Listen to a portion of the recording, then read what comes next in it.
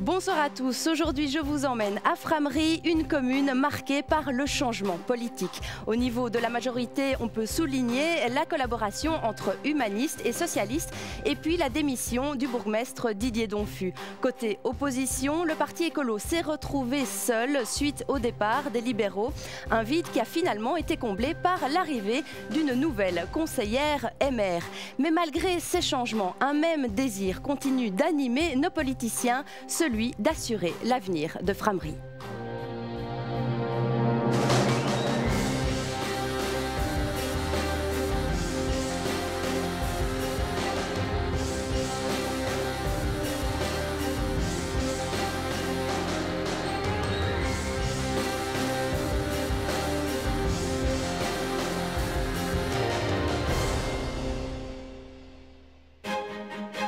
Une commune fière de son histoire industrielle et résolument tournée vers son avenir, voilà le double visage de Frameries. Un visage qui a subi un vrai lifting ces dernières années. À côté de la zone rurale, formée par Eugy, Sarre-la-Bruyère et Noirchain, les centres de la Bouvrie et Frameries ont été profondément marqués par la rénovation urbaine. Vous l'aurez donc deviné, les travaux demeurent au cœur des préoccupations des habitants. Mais les Framerisois restent également attentifs aux problèmes de sécurité, de logement et de propreté. Et pour débattre avec nous des enjeux de Frameries, 4 personnes sont réunies autour de la table avec nous ce soir. Il y a tout d'abord vous, Jean-Marc Dupont. Vous avez été bourgmestre faisant fonction jusqu'en 2009 et puis bourgmestre en titre suite à la démission de Didier Donfu. Vous vous représentez cette année aux élections à la tête de la liste socialiste. Bonsoir. Bonsoir. Alors Florence Vanout, vous avez été conseillère au CPAS de Frameries. Vous avez rejoint le conseil communal en mai 2012 et vous menez actuellement la liste MR. Bonsoir. Bonsoir. Face à vous, Philippe de Bézieux, vous avez été échevin des travaux, de l'environnement et de la propreté. Vous êtes échevin sortant et vous vous représentez cette année à la tête de la liste humaniste. Bonsoir. Bonsoir. Et puis face à vous, Manu Di Sabato, vous êtes député wallon, vous êtes également conseiller communal à Frameries et vous menez la liste écolo. Bonsoir. Bonsoir, merci d'être avec nous autour de la table ce soir. À noter également qu'une autre liste se présente également à Frameries. Il s'agit du Parti populaire mené par Rudy Oiselinck, mais il n'est pas présent avec nous ce soir sur le plateau car la liste ne remplit pas les critères imposés par le CSA. Alors, vous aussi, sachez, chers téléspectateurs, que vous pouvez également participer à ce débat en nous envoyant tout au long de la soirée vos commentaires via notre site internet www.telemb.be, via les réseaux sociaux ou encore via notre adresse élection@telemb.be. Alors tout de suite, pour entrer dans le vif du sujet, en interrogeant un peu les citoyens de Frameries, une même question revient toujours sur la table. Il s'agit bien sûr des travaux, puisque Frameries a été au cœur de la rénovation urbaine, et c'est encore le cas maintenant. Et je vous propose tout de suite d'écouter une citoyenne qui nous donne son avis. En ce moment, les travaux, c'est un peu long, mais bon, sinon non, ça va. En général, pas de problème. Alors vous dites les travaux c'est un peu long, qu'est-ce qui vous a posé problème avec les travaux? En fait, on vous dit que facile d'accès, mais bon, les travaux se passent en même temps. Pour les piétons, c'est pas facile, donc voilà. Donc le problème c'est que tous les travaux se sont passés en même temps? En même temps, à différents endroits. Florence Vanout, pour vous, il y a eu trop de travaux en même temps? Je pense que la rénovation urbaine qui a été entreprise à Frameries et les travaux de la rue des Alliés ont souffert d'un manque de coordination entre les différents niveaux de pouvoir et avec les entités voisines. À un certain moment, outre les travaux dans la rue des Alliés, on était confronté à des travaux menés par la province dans la rue de l'Industrie, à Frameries aussi, et des travaux dans la commune voisine d'Yon, de telle sorte que pour entrer ou sortir de Frameries, pendant plusieurs semaines, c'était vraiment très pénible. On prenait un chemin le matin, on ne parvenait pas à savoir le soir par où on pouvait rentrer. Donc c'était effectivement un gros problème de circuler dans Frameries pendant cette période. Jean-Marc Dupont, ce timing, il fallait le respecter, il fallait faire autant de travaux en même temps? Ce timing, il fallait effectivement le respecter, mais si vous le permettez, je voudrais profiter de l'occasion que vous nous donnez de débattre de la rénovation urbaine pour refaire un petit rétroacte. Très vite alors. Très rapidement. Alors ce que je veux dire, c'est que les travaux que nous avons, qui viennent de se terminer, en tout cas qui sont presque terminés aujourd'hui, c'est tout de même l'aboutissement d'une politique qui a été pensée, orchestrée, mise en place et planifiée depuis 15 à 20 ans. Et donc ces travaux étaient fort attendus par les Framoisoises et les Framoisois. Alors je ne nie pas, comme Mme Van Hout vient de le dire, qu'on aurait préféré effectivement que certaines interventions ne se produisent pas en même temps. Je pense notamment à l'intervention des services provinciaux à la rue Joseph Dufresne et à la rue de l'Industrie, l'intervention du Met à la route de Bavet. Mais ce qu'il faut quand même entendre aujourd'hui, c'est que l'ensemble du cœur de Frameries a été complètement rénové et que les principales voiries, les grandes voiries d'accès qui encadrent le cœur de Frameries l'ont aussi été. Et donc, quelque part, pour notre commune, c'est effectivement une grande satisfaction. Aujourd'hui, les choses sont terminées. Nous avons assuré une coordination bien en amont du début de ces travaux, à la fois avec les impétrants, avec les riverains et évidemment avec les commerçants que nous avons rencontrés à plusieurs reprises. Ils ont été associés depuis le début, ils ont été associés à notre démarche et c'est avec eux, directement avec les commerçants, que nous avons construit à la fois le plan de circulation, la signalétique et toute la communication qui entourait ces importants chantiers pour faire en sorte qu'effectivement les choses se passent au mieux. Maintenant, il y a eu des difficultés, hein, nous ne les nions pas, mais je pense que maintenant il faut voir de l'avant les choses. En tout cas, ces travaux qui ont duré, ils ont débuté le 15 octobre, ils viennent de se terminer. En tout cas, il y aura une phase ultime au printemps 2013, mais ils sont aujourd'hui terminés. Je pense que, de manière générale, il y a une satisfaction de cette qualité de rénovation de notre centre urbain qui était bien nécessaire. Manu Di Sabato, il y aurait eu moyen de mieux planifier ? Je pense qu'il y aurait eu moyen de mieux planifier les travaux, certainement. Je pense qu'avant tout, il y a une complexité des dossiers et donc, à un certain moment, comme c'est un dossier européen, effectivement, ça peut, à la décharge de la commune, être difficile à monter. Mais à côté de ça, je pense qu'on aurait pu mieux planifier les travaux pour justement aider mieux les commerçants. Parce que moi, j'entends bien ce que M. Dupont dit ce soir. Mais en tout cas, moi, les échos que j'en ai, c'est justement que les commerçants ont énormément souffert de ces travaux, avec des pertes de chiffre d'affaires qui étaient quand même relativement conséquents. Et donc, ces travaux-là, même s'ils étaient nécessaires, et j'insiste pour dire que ces travaux étaient nécessaires, eh bien, ont causé du tort, malheureusement, au commerce. Mais pas uniquement dans le centre de Frameries, parce qu'il y avait des travaux dans la rue des Alliés, mais il y avait aussi des travaux dans la rue de la Libération à la Bouverie. Et là, c'est vrai aussi qu'en termes d'accessibilité, et que ce soit à Frameries ou à la Bouverie, il y avait un vrai souci avec des personnes à mobilité réduite, des personnes plus âgées. J'étais notamment à la bibliothèque à la Bouverie, et bien c'était extrêmement difficile d'accès. Et donc je pense qu'on aurait vraiment pu, à mon sens, pouvoir modifier les choses, peut-être un peu plus en douceur, peut-être qui aurait permis d'améliorer les choses et qui n'était pas tenu à une échéance électorale. Parce qu'en fait, si on voulait terminer si vite les travaux, c'est parce que les élections arrivent bientôt. C'était tenu à une échéance électorale, Philippe de Bézieux ? Non, absolument pas. Comme on l'a dit, ça a été planifié depuis de nombreuses années. Mais si vous le permettez, je voudrais d'abord remercier vraiment tous les riverains de ces chantiers, les commerçants qui ont patienté, qui ont souffert, c'est vrai, au niveau de ces travaux. Ces travaux, nous en parlions depuis 20 ans à Frameries. Grâce à cette majorité que nous avions, nous avons pu les réaliser en 6 ans. Nous avons pu maintenir le double sens de la Grande Rue, puisqu'à un moment donné, il était question de mettre la rue à sens unique, et ça aurait été très préjudiciable au niveau du commerce. Et donc tout ça, nous l'avons réalisé. Et donc chapeau vraiment aux commerçants, aux citoyens à ce niveau-là. Maintenant, effectivement, il y a eu des difficultés, on aurait pu améliorer la coordination, et c'est vrai qu'on a eu des chantiers en amont par la province et la région wallonne, et les travaux communaux. Mais je crois que maintenant, bientôt, nous aurons tout ça derrière nous. Et je pense qu'il faut maintenant, il est très important de valoriser et de capitaliser sur cette rénovation urbaine. Les commerçants ont souffert, donc je crois qu'on doit vraiment maintenant travailler avec eux et faire en sorte de ramener de l'attractivité dans cette grande rue de Frameries. Alors, concernant les travaux, toujours, on a reçu une question d'une mère de famille qui se plaint en disant tout le monde dit que les travaux améliorent les rues, mais aucune n'a de piste cyclable. Mes enfants ont l'âge d'aller à l'école en vélo, mais ce n'est pas encore possible pour eux.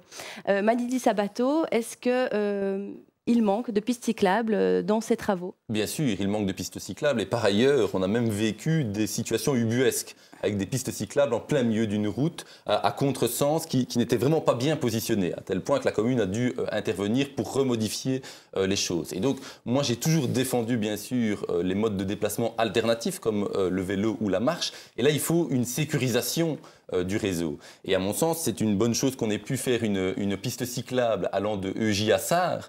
Mais le problème, c'est que ça n'est pas intégré dans un plan beaucoup plus global.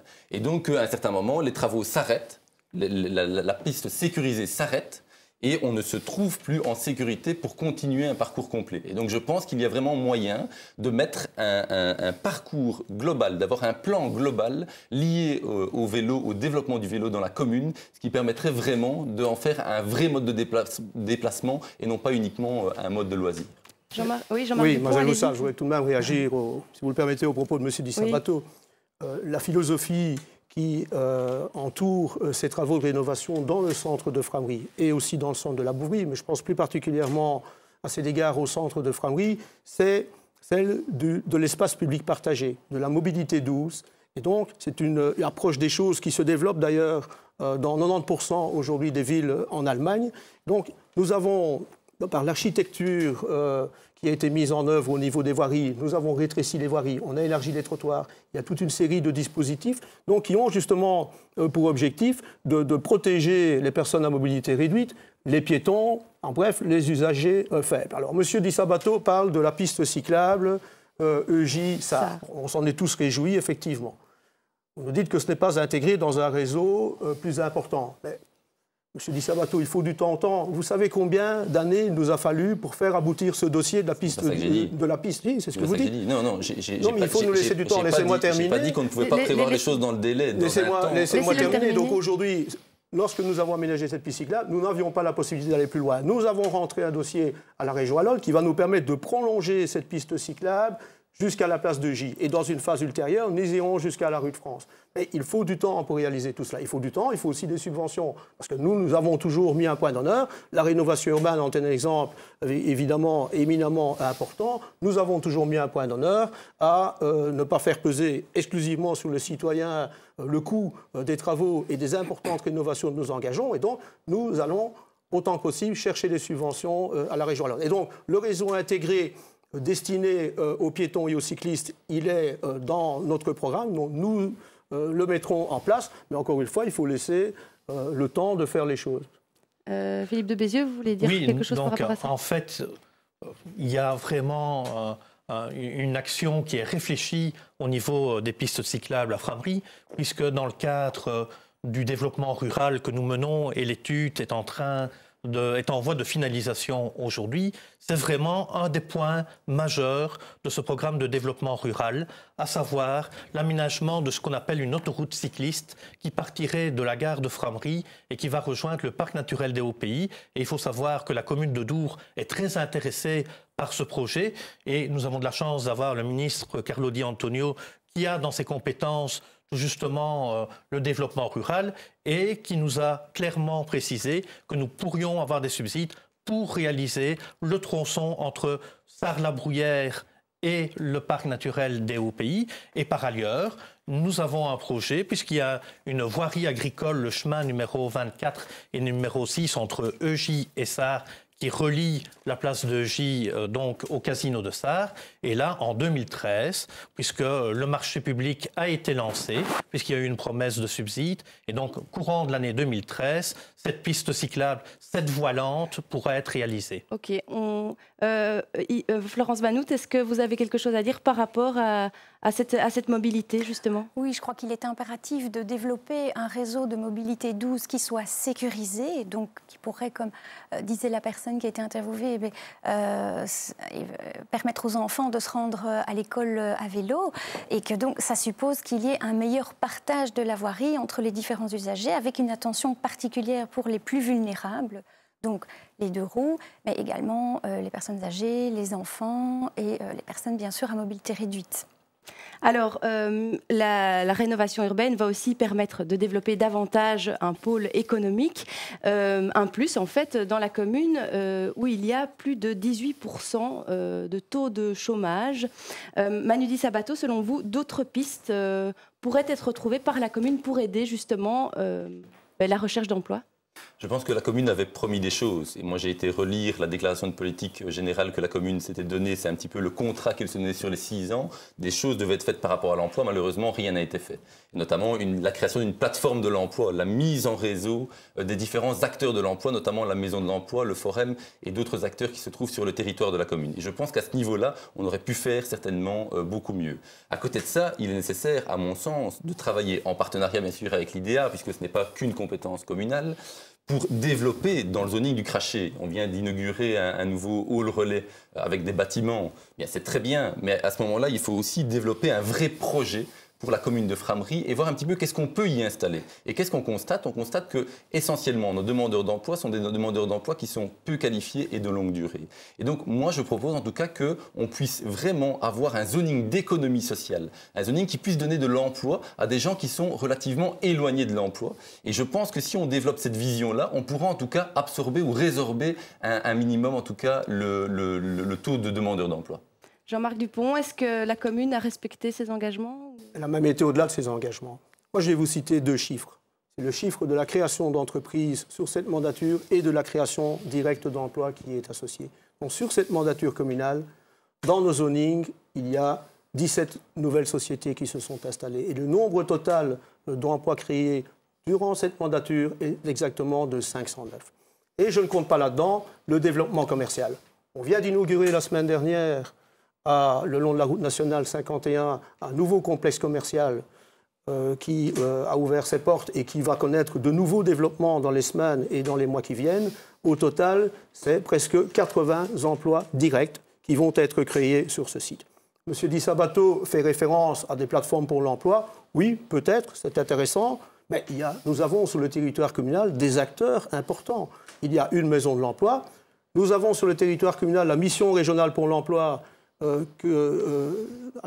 l'arrivée de laquelle j'ai contribué lorsque j'étais président du CPS, puisqu'elle a occupé jusqu'il y a 2 ans les locaux du CPS. Il faut savoir que la mission régionale pour l'emploi remplit la mission d'ailleurs à laquelle M. Di Sabato fait allusion, qui est de remettre au travail des personnes peu qualifiées dans des secteurs, dans des niches où il y a effectivement des besoins, parce que le paradoxe de cette région, c'est qu'il y a des offres d'emploi, mais il y a des déficits de qualification. La mission régionale pour l'emploi fait chaque année entre 600 et 700 remises à l'emploi. Alors, un taux de chômage de 18%, est-ce qu'on doit s'en satisfaire? Non, bien entendu, c'est encore beaucoup trop élevé.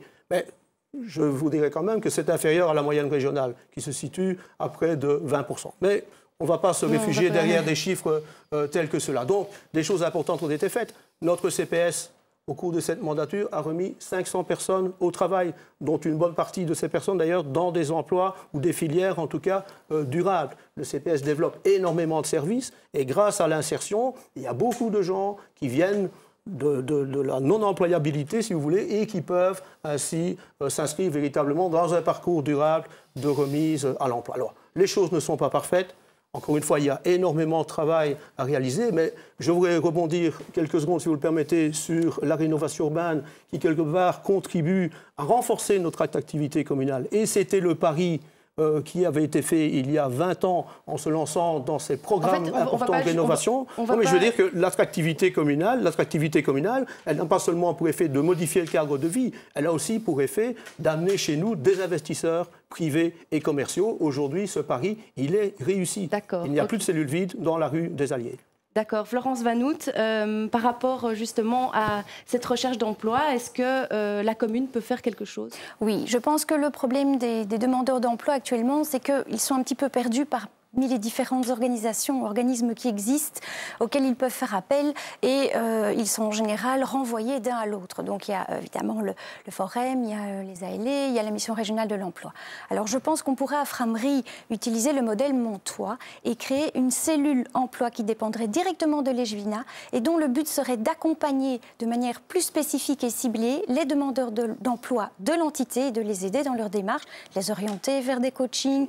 Il existe des ASBL qui permettent par exemple d'obtenir le permis de conduire à des conditions beaucoup plus démocratiques et qui aident donc les gens à avoir davantage de cordes à leur arc pour trouver un emploi.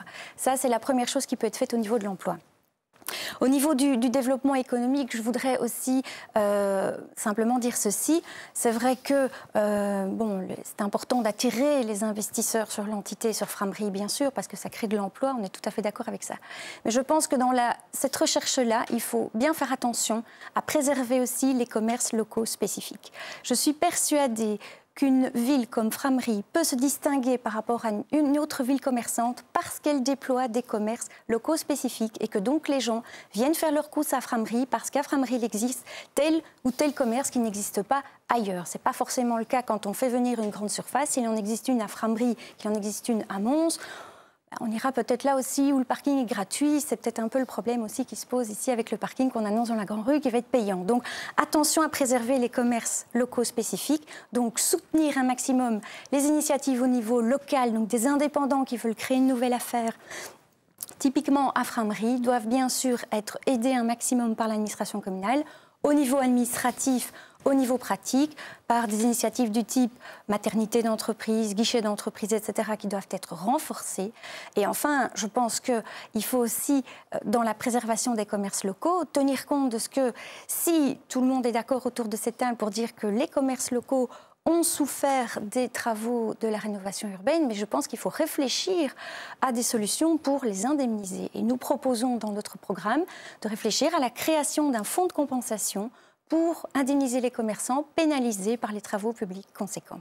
Indemniser les commerçants Oui, mais moi je souhaiterais d'abord dire que le but de la rénovation urbaine et de la reconstruction des 4 pavés de Framery va dans le sens de Mme Vanout, à savoir nous allons établir des cellules commerciales importantes pour des enseignes que nous n'avons pas à Framery et qui ne se retrouvent pas nécessairement ailleurs, à Mons ou dans la région, mais je pense aussi à la maternité commerciale que nous allons mettre en place au niveau de ce projet des 4 pavés, où des nouveaux commerçants pourront venir s'installer avec des loyers plus que modérés dans ces cellules. Et je crois que c'est très important pour booster le commerce à Framery.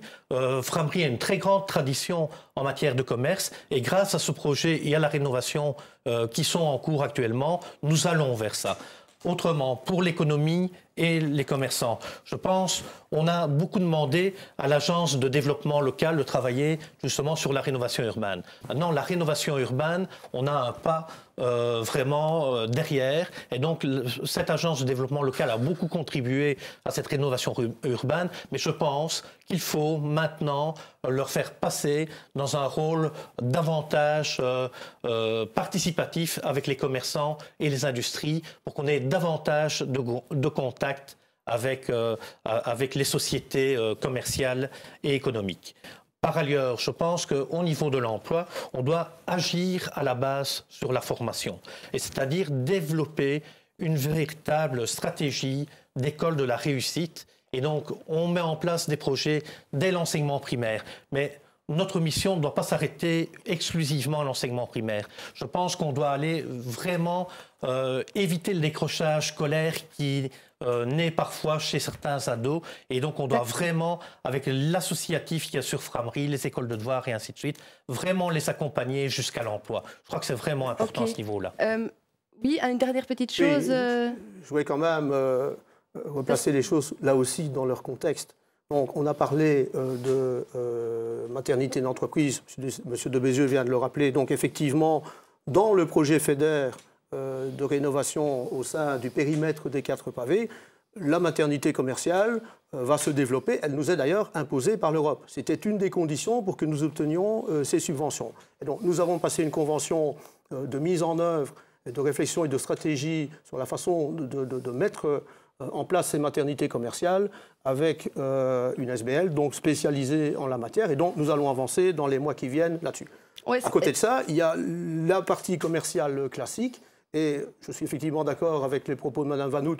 Nous devons recréer à Framery, au départ de ce périmètre de rénovation qui est celui des 4 pavés et qui comprend une dimension commerciale très importante. Donc ce périmètre de rénovation, cette dimension commerciale doit véritablement jouer un rôle d'effet d'appel positif par rapport à une dynamisation nouvelle du commerce dans notre commune. Je vais vous interrompre parce que sinon on n'aura pas le temps de voir tous les thèmes. Je vous propose de passer au thème suivant parce qu'évidemment Frameries devient également attractive en matière de logement. Alors ce sont des logements qui ne sont pas toujours faciles à trouver pour les citoyens. Je vous propose de les écouter.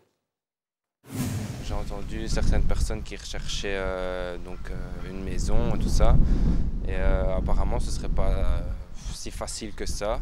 Quand on regarde dans les gazettes, voir les prix, c'est très cher, quoi. Donc, je sais bien qu'actuellement, les maisons sociales, c'est très dur d'avoir aussi. Donc. Manu Di Sabato, des logements trop chers?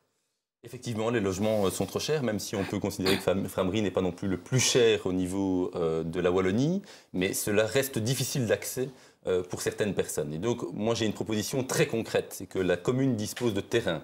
Eh bien, que l'on puisse faire un petit peu comme en France cela se fait, et que l'on puisse faire des partenariats avec le privé, avec de la promotion immobilière, et de pouvoir imposer à un partenaire de faire 10 à 20% de logements pour les bas et les moyens revenus. Mais les bas et les moyens revenus, ça peut être beaucoup de gens maintenant. L'assiette s'élargit de plus en plus, malheureusement. Pourquoi? Parce que de plus en plus de familles sont éclatées, on a de plus en plus de personnes qui vivent seules avec des enfants, et donc on peut vite tomber avec un revenu qui est relativement faible par rapport à un loyer qui est extrêmement élevé. Il n'est pas rare de rencontrer des loyers à 6, 7, 800 euros parfois, et quand on gagne 1200, 1300, 1500 euros, c'est énorme, c'est plus de 50% du revenu. Et bien je pense qu'à ce niveau-là, il faut faire des choses. Par ailleurs, par rapport à toi et moi, je pense que Frameries doit récupérer son dû. Il y a eu une déconstruction de logements sociaux, ce qui était tout à fait naturel et normal puisque c'était pour la salubrité et la sécurisation du parc immobilier. Mais qu'est-ce que ça a engendré? Ça a engendré le fait que, en termes de création de logements publics, nous ne sommes pas en création de logements publics par rapport à il y a 6 ans puisqu'on a dû en déconstruire, qu'on n'a pas reconstruit assez. Et donc moi je pense qu'à un certain moment, il faut aussi que toi et moi fasse attention à la commune de Frameries.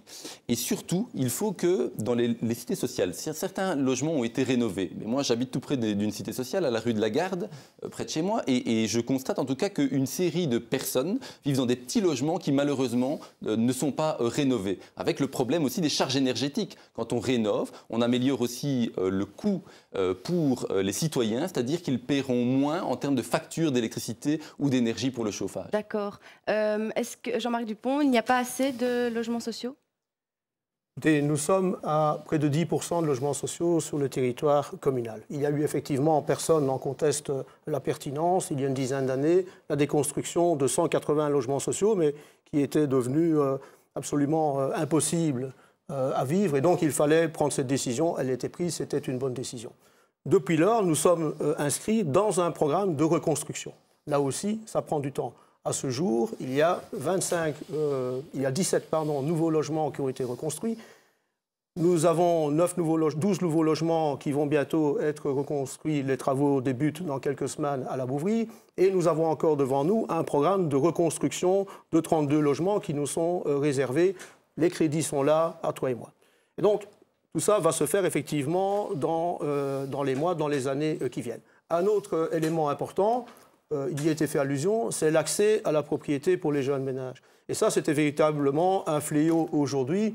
Les jeunes ménages, même lorsqu'ils travaillent tous les deux, ont de grosses difficultés pour accéder à la propriété. Le crédit est devenu beaucoup plus compliqué. Les prix des logements ont explosé. Et donc, sur les terrains, parce que la commune possède tout de même un patrimoine foncier aussi, notamment dans une zone, une ZAC, donc une zone d'aménagement communal concerté que nous espérons pouvoir mettre en œuvre d'ici 2 à 3 ans. C'est une zone de 11 hectares. La commune possède 1,5 hectare. C'est dans notre programme pour la prochaine mandature d'utiliser la partie dont nous sommes propriétaires justement pour, en partenariat avec un promoteur privé, construire des logements que nous dédicacerons aux jeunes ménages dans des conditions d'acquisition qui sont tout à fait acceptable. Donc c'est une proposition concrète que nous formulons et qui se mettra en œuvre dans les prochaines années. Florence Vanout, des logements trop chers, oui. Pas assez de logements sociaux non plus? Je crois que Frameries a plus ou moins son quota de logements sociaux. Frameries a vu aussi, heureusement, se développer d'autres types de logements qui quelques projets de logement de standing, ça me paraît indispensable quand on soutient une politique de développement économique. Il faut quand même aussi attirer un certain pouvoir d'achat. Mais reste la zone intermédiaire entre les deux, c'est-à-dire celle qui pose le plus de problèmes. Il n'est pas normal qu'un jeune ménage qui travaille ait des difficultés à acquérir un logement. Donc, dans les logements que je qualifie de moyens, il me semble que ça, ce sont des types de logements qui manquent sur Framery. Je pense que dans ce contexte-là, ce qui est intéressant, c'est de soutenir des initiatives qui permettent d'accéder à la propriété, que ce soit sous forme d'épargne-logement.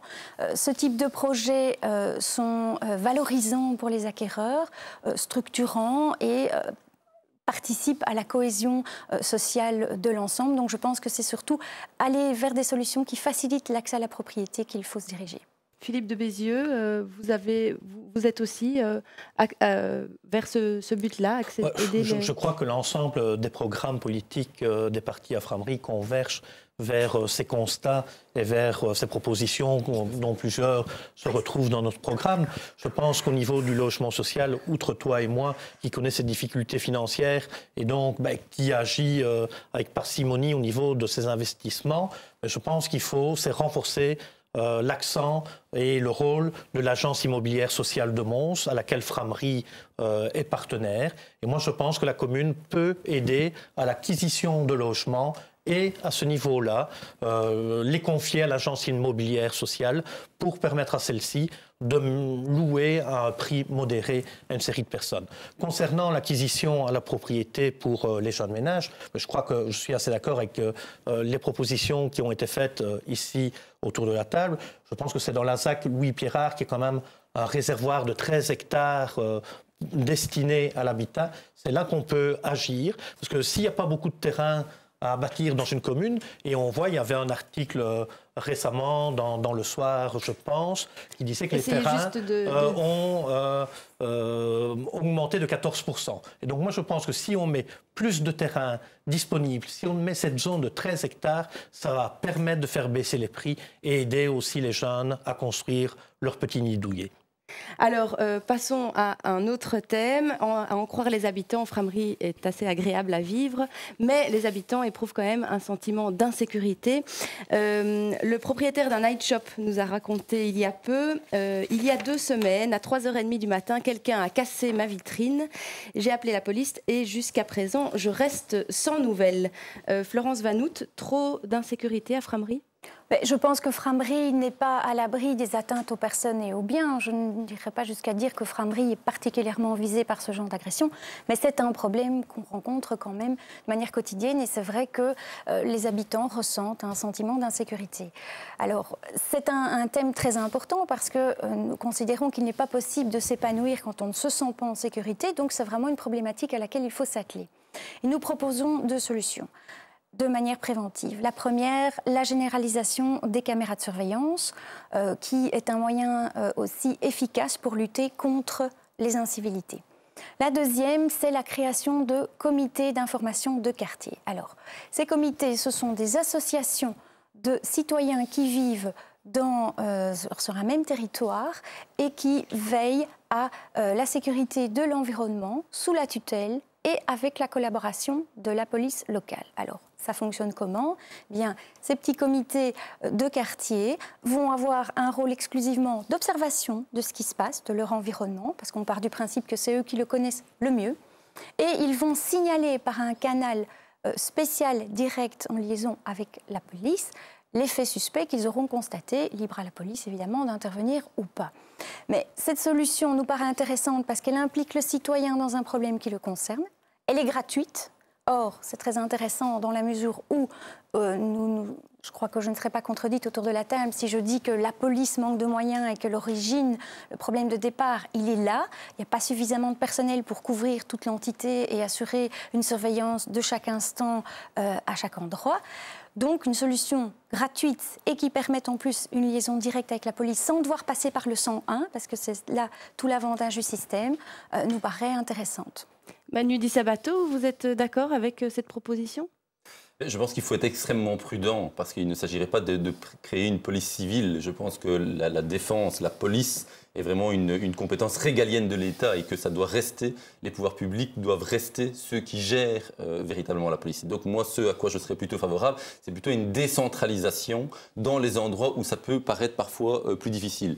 Et notamment, je rencontrais il y a peu de temps une dame qui m'expliquait à quel point, dans une certaine cité à Frameries, c'était quasi l'omerta qui régnait et on n'osait plus dénoncer les faits de peur de représailles. Et donc je pense qu'à ce niveau-là, il faut pouvoir améliorer la présence sur le terrain absolument. Et moi, je regrette une chose, c'est la décision qui a été prise par le collège de police, dont fait partie M. Dupont, qui est de réduire les effectifs de police.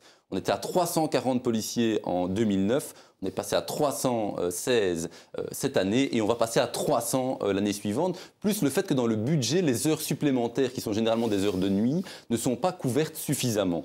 Et ça, malheureusement, ça met une pression supplémentaire en plus pour les policiers, parce que moi, contrairement à ce que dit votre téléspectateur, moi j'ai été victime aussi d'un cambriolage. Eh bien, les policiers ont atterri vraiment et ont été vraiment d'un professionnalisme extrême. Mais malheureusement, il ne faut pas non plus remettre la faute sur eux à un certain moment, et je pense que si on ne leur donne pas les moyens, vraiment des moyens humains et financiers, je pense qu'ils ne pourront pas malheureusement absorber la quantité de travail qui existe. Jean-Marc Dupont, cette décision de réduire le nombre d'effectifs policiers, c'était une nécessité? Ce que M. Di Sabato ne dit pas, c'est le montant de la dotation des 5 communes boraines à la zone tel qu'il a été proposé et voté au budget 2012.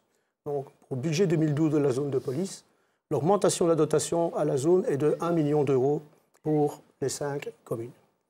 Et malgré cela, nous avons dû effectivement prendre cette décision de ne pas remplacer une série de départs naturels, parce que la proposition budgétaire qui nous avait été soumise en début d'exercice et sur laquelle nous avons travaillé pendant plusieurs mois, donc je ne voudrais pas être trop long, mais c'est un travail vraiment d'arrache-pied que nous avons mené en collaboration avec les services, avec le chef de corps. Aussi, hein. Donc cette proposition budgétaire réclamait 2 millions d'euros aux 5 communes wallonnes, aux 5 communes boraines, excusez-moi. Et donc, à partir de là, l'équation, elle est quand même assez complexe. Alors, nous sommes, effectivement, au PS, nous faisons des propositions concrètes dans notre programme pour un renforcement de la présence policière. Et moi, je dirais un renforcement, pas forcément en quantité, mais aussi en qualité. Il y a un souci dans le métier d'agent de proximité, dans le métier de policier de quartier. Et donc, il y a au niveau de la formation, au niveau de la façon dont la fonction doit être envisagée, il y a un travail important qui est à réaliser. Et nous proposons aussi, j'en ai pour 10 secondes si vous le permettez, nous proposons aussi, dès début 2013, nous irons dans les quartiers avec les services de police, avec les services communaux, avec les associations là où elles sont présentes, rencontrer les riverains, rencontrer les habitants et essayer d'établir avec eux ce qu'on appelle des contrats de quartier. Mais je souscris à ce que M. Di Sabato a énoncé par rapport à la proposition de Mme Vanout. Je pense que l'autorité doit rester à la force publique. Philippe de Bézieux, vous êtes d'accord? Plus de prévention ou plus de sanctions, finalement? Mais je crois que ça doit être un équilibre entre les deux.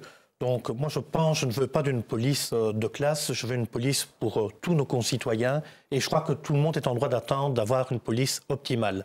Alors au niveau de la prévention, effectivement, je pense qu'il faut davantage d'agents de quartier présents dans les rues, les décharger des tâches administratives et qu'on les voit plus nombreux en rue. Je crois que c'est vraiment, lorsqu'on discute avec les personnes disent on ne connaît même pas notre agent de quartier. Et donc moi je pense que c'est vraiment quelqu'un, cet agent, et la formation n'est peut-être pas suffisamment poussée parce que personne, je vais dire, n'importe qui ne peut pas être agent de quartier. Et donc il faut vraiment quelqu'un qui soit à l'écoute, je pense, des citoyens et pour pouvoir prendre les mesures adéquates à ce niveau-là. Alors, concernant la lutte contre les incivilités environnementales, c'est aussi évidemment une chose, un sujet qui préoccupe beaucoup les citoyens. Je vous propose d'en écouter, justement.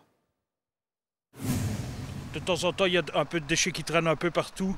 Ben, c'est vrai que ce n'est pas toujours évident pour régler ce problème-là, quoi. Vous avez l'impression que, par exemple, il manque des poubelles ou... C'est-à-dire que souvent, certaines poubelles sont saturées, donc il y a des moments où on n'a plus de place pour les mettre, les déchets, quoi. Alors, Philippe de Bézieux, il faudrait plus de poubelles? Je reconnais qu'effectivement, il existe des problèmes de ramassage de déchets et d'incivilité dans le centre urbain de Frameries qu'on ne rencontre pas sur EJ, Noirchin ou Sarre-la-Bruyère, qui est plus rural. Et donc, il faut savoir que nous avons mis en place une brigade propreté en début de législature. 10 hommes sont chargés de récolter ces déchets sauvages. 1 tonne par jour est ramassée par ces équipes. C'est inadmissible. Et donc oui, je pense qu'il va falloir mettre plus des poubelles. Et dans le projet de la Grand Rue et de la rue de la Libération à la Bouvrie, bien évidemment, il y aura des poubelles qui seront installées. Mais je pense aujourd'hui qu'on doit passer à une phase répressive plus intensif. Et donc, un jet de mégot, 50 €. Une canette jetée par terre, ça doit être aussi 50 €.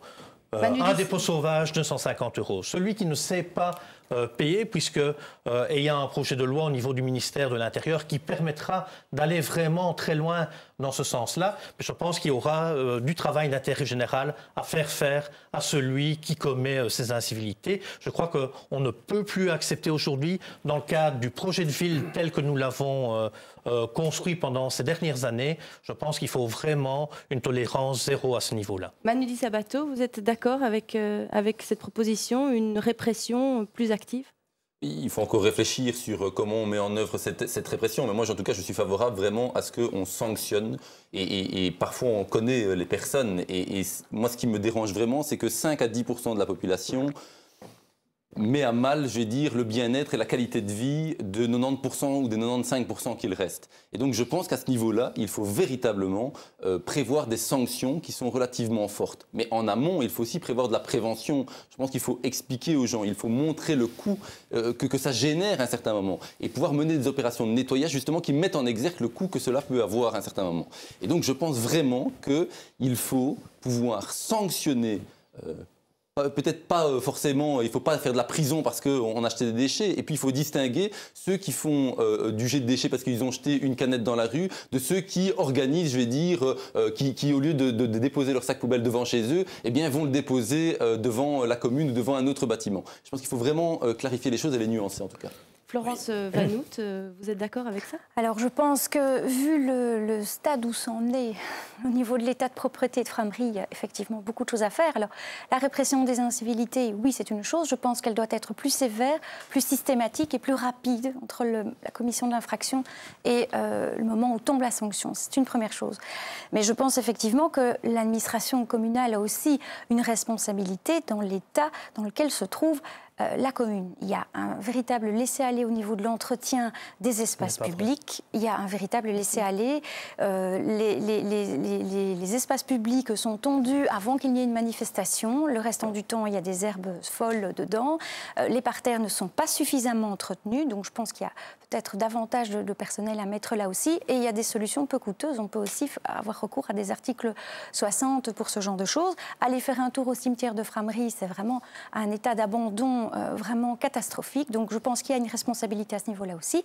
Et on est en train de parler de l'installation de poubelles. Moi, je pense que c'est une priorité. Comment voulez-vous éduquer les gens à la propreté si, avant de pouvoir jeter une canette ou un morceau de papier à la poubelle, il faut parcourir 1 kilomètre?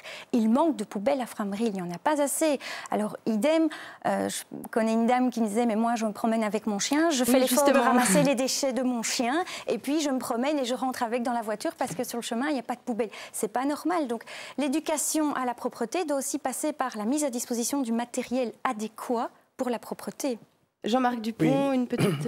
La lutte contre les incivilités, effectivement, c'est une priorité absolue.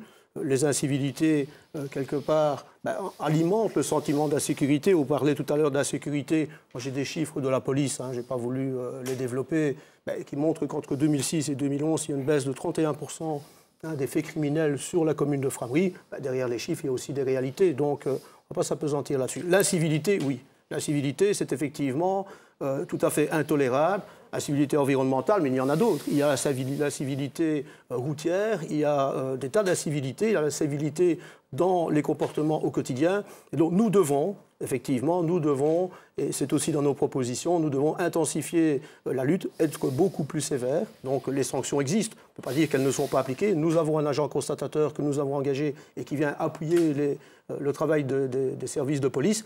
Ben, ce n'est peut-être pas encore suffisant, donc c'est une priorité absolue pour les prochaines années, pour accompagner effectivement tout ce mouvement d'embellissement dans notre commune. Il faut absolument que nous relevions ce défi. Ce n'est pas un défi facile à relever, mais nous avons la volonté et nous mettrons les moyens nécessaires pour relever ce défi de la lutte contre l'incivilité, particulièrement environnementale. D'accord. Oui, peut-être un dernier mot, peut-être... quand même, Très je vite, tiens quand même alors, à dire que l'intercommunal IGA n'a vraiment pas aidé la commune à ce niveau-là, à maintenir l'état de propreté partout dans les rues. Parce que lorsqu'on voit encore, et chaque semaine, qu'il y a des camions qui ne passent pas dans certaines rues, dans certains quartiers complets, et que les papiers volent à tout vent, ça n'aide effectivement pas les services communaux à maintenir la propreté dans la ville. D'accord, eh bien c'est en fait là-dessus qu'on va devoir conclure parce que le temps passe. Alors je vous propose un dernier exercice à vous quatre.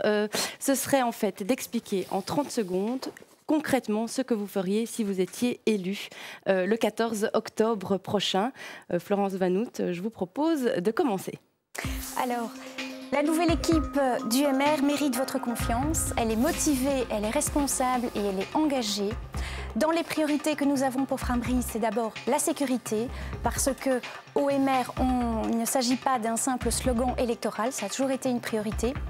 La protection et surtout le soutien aux personnes qui travaillent, qui ont envie de travailler et qui ont travaillé, avec notamment la mise en place de solutions de garde pour les enfants malades, garde à domicile pour les enfants malades, et enfin l'intégrité dans la gestion des affaires communales. Voilà, l'intégrité dans la gestion des affaires communales. Jean-Marc Dupont, je vous propose de dire ce que vous feriez concrètement si vous étiez élu le 14 octobre prochain. Si je suis élu, je m'engage à poursuivre et à amplifier notre action en faveur de la rénovation et de la modernité de notre commune et de porter cette ambition pour l'ensemble de nos habitants. Si je suis élu, je m'engage à consolider l'action sociale en faveur des jeunes, en faveur des aînés et aussi à lutter beaucoup plus efficacement, à renforcer nos moyens en tout cas dans la lutte contre l'insécurité et les incivilités. Si je suis élu enfin, je m'engage à rester plus que jamais disponible et à l'écoute de tous et certainement le bourgmestre de tous. Voilà, alors Manu Di Sabato, je vous propose en 30 secondes de dire ce que vous feriez concrètement. Bien, tout d'abord, moi j'ai entendu dans ce débat toute une série de propositions et on avait l'impression que les gens n'ont pas été dans la majorité pendant 6 ans. Bien, moi en tout cas, je garantis que je voudrais vraiment construire un changement, une alternative à cette majorité qui était soutenue aussi par le MR, puisque en 6 ans de mandature, il y a eu 5 minutes de temps de parole des conseillers MR. Bien, moi je propose un véritable changement basé justement sur l'économique, sur le social et sur l'environnemental, c'est-à-dire le développement durable, de faire de Framery une commune véritablement verte, une commune où il fait bon vivre et dans laquelle on a véritablement envie de s'installer. Voilà, merci Manu Di Sabato. Et enfin, Philippe de Bézieux, nous allons lancer le chrono, 30 secondes pour dire ce que vous feriez concrètement. Merci. Avec une équipe dynamique et expérimentée et avec vous, chers habitants, je veux donner une nouvelle ambition à Framery, La Bouvrie, Eugy, Sarre-la-Bruyère et Noirchain. Je veux mettre en œuvre un projet de ville cohérent et durable autour de 4 axes prioritaires que sont premièrement le développement économique, l'emploi et le commerce, deuxièmement la propreté, la sécurité, troisièmement les familles, les aînés et les jeunes, et quatrièmement, valoriser notre développement rural. Voilà, eh bien, merci en tout cas à tous les 4 de vous être prêtés au jeu et merci d'avoir été avec nous ce soir pour débattre des enjeux de Framery. Eh bien voilà, c'est maintenant à vous, chers téléspectateurs, de choisir pour quel parti voter. Ce sera le 14 octobre prochain. Merci de nous avoir suivis. Très bonne soirée à tous.